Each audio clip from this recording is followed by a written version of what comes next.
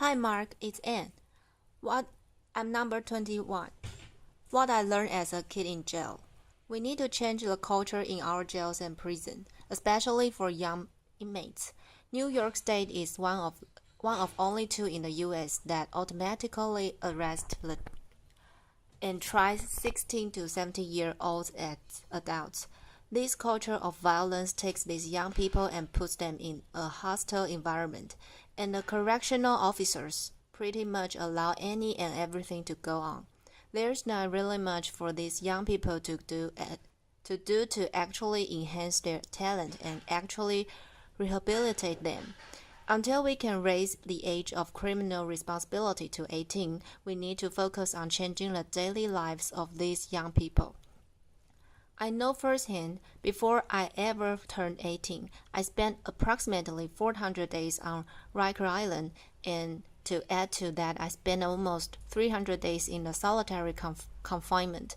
And let me tell you this, screaming at the top of your lungs all day on your cell door and screaming at the top of your lungs out the window, it gets tiring.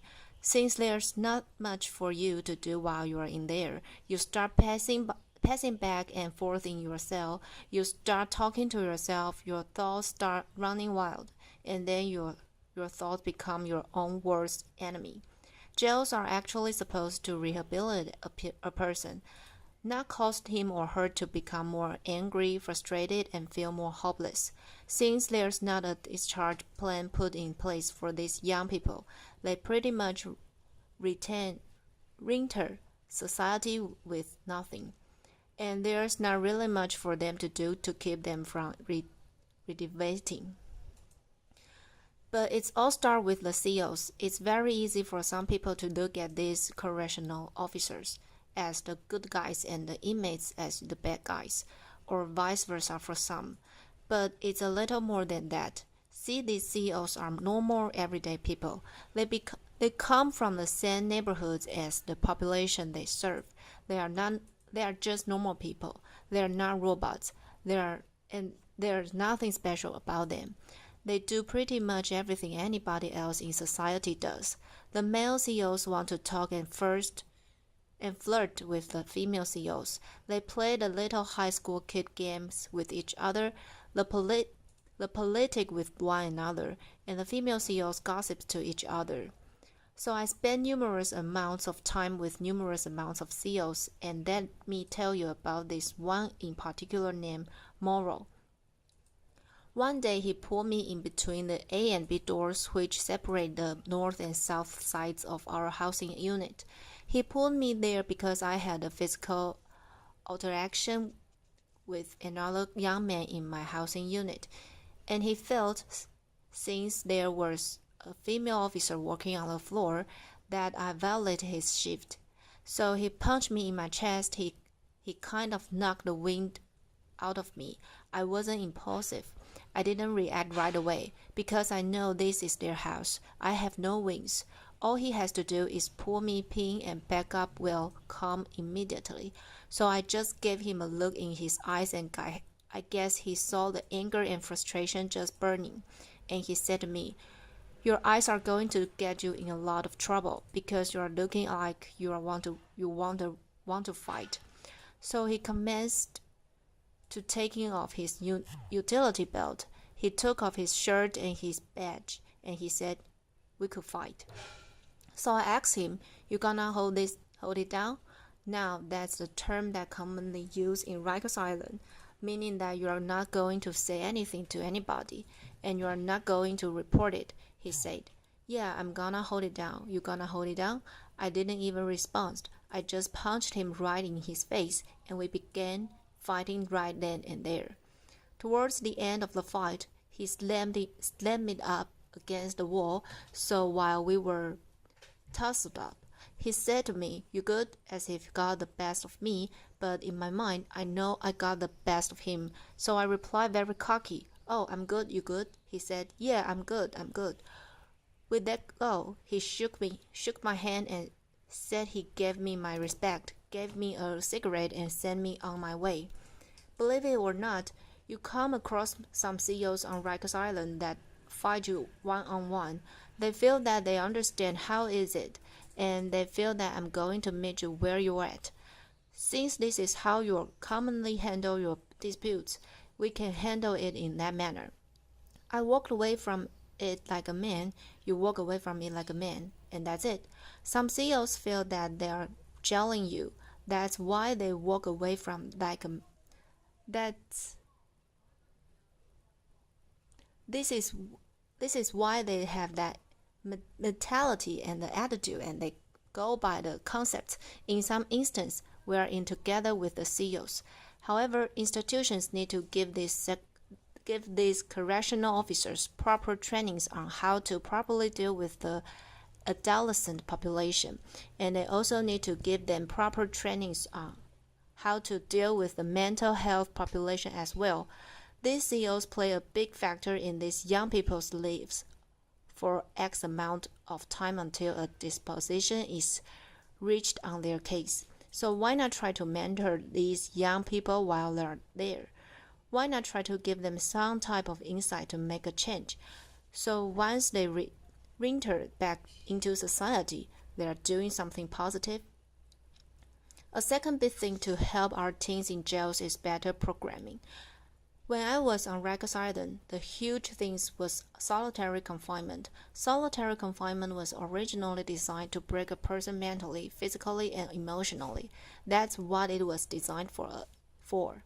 The U.S. Attorney General recently released a report stating that they are going to ban solitary confinement in New York State for teens.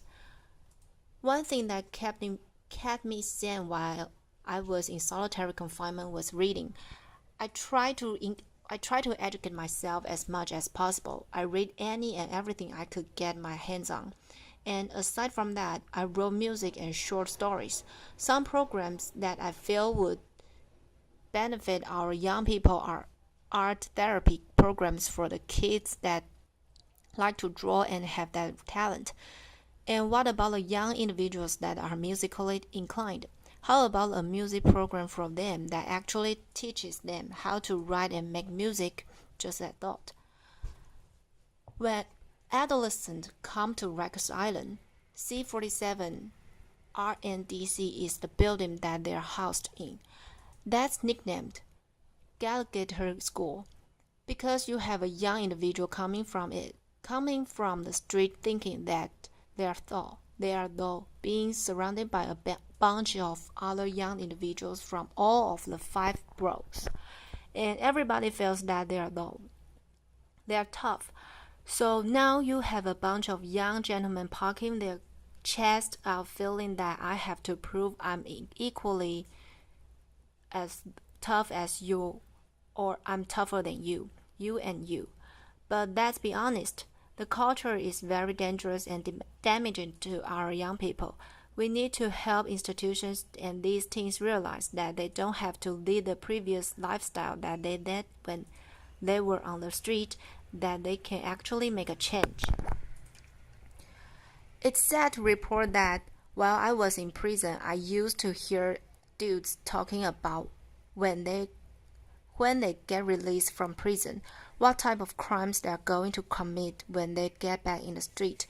The conversations used to sound something like this: "Oh, when I hit the street, my brother got this connection for this, that, and the third," or "My mom over here got this connection for the low price. Let's exchange information."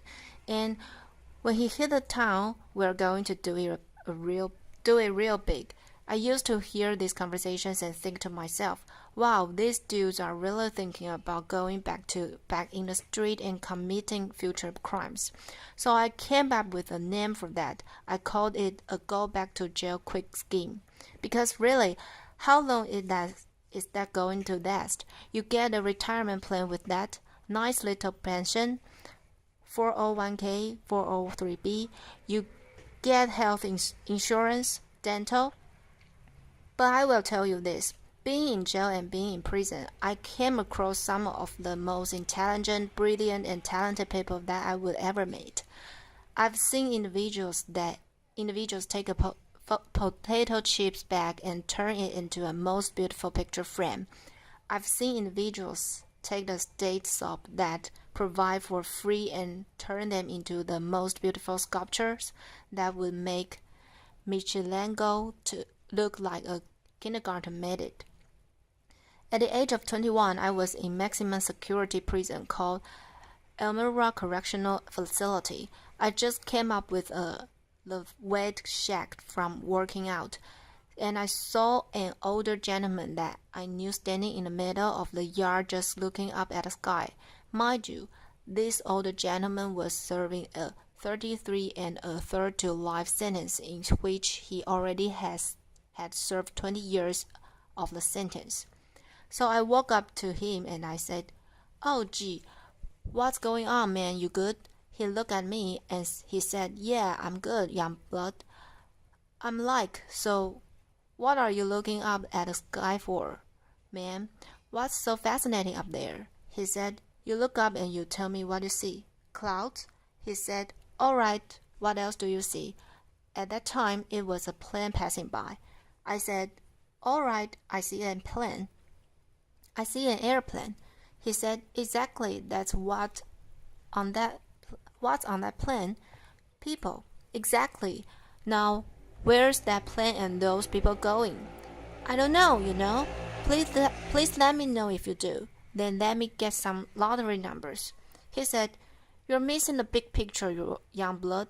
The plane with those people is going somewhere while we're here stuck. The big picture is this.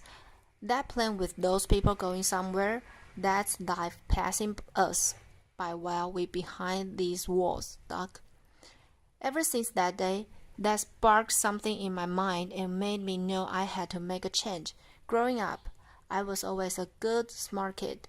Some people would say I was a little too smart for my own good. I had dreamed of becoming an architect or an archaeologist.